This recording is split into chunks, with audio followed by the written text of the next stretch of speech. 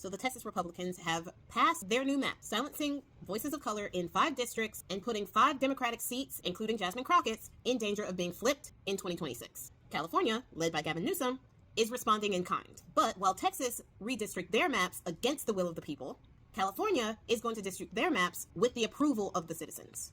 The California Senate has put forth legislation to give Democrats in the state 5 more seats. I wish it was 6. I wish it was 9, but I'll take 5.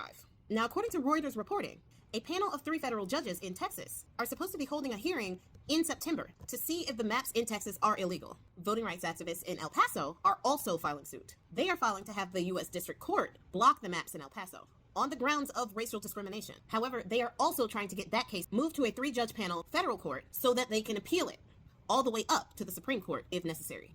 The argument that the voting rights activists have is that they are packing Black and Latino votes in some places and spreading and diluting the voting power of Black and Latino voters in other places so that they can manipulate how those votes are actually counted and dilute their voting power.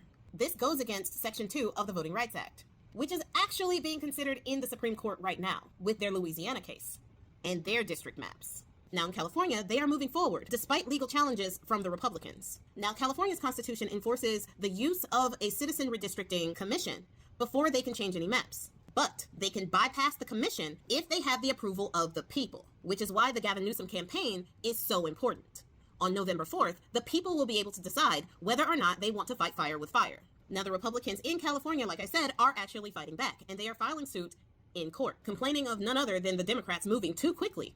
Who'd have thunk that they don't like quick legislation, being that their deity has been moving at breakneck speed in order to make all of his changes? And so did the Texas Republicans, who still haven't passed anything concerning the flood warning systems. The California Republicans took their case to the California Supreme Court immediately, and instead of actually hearing argument for the case, the Supreme Court just knocked it down. They won't hear it. Now, I have no doubt that the Republicans are going to file more cases. However, as of now, it seems like California is on track to fight fire with Texas, and it seems as if both state maps are going to be litigated in court.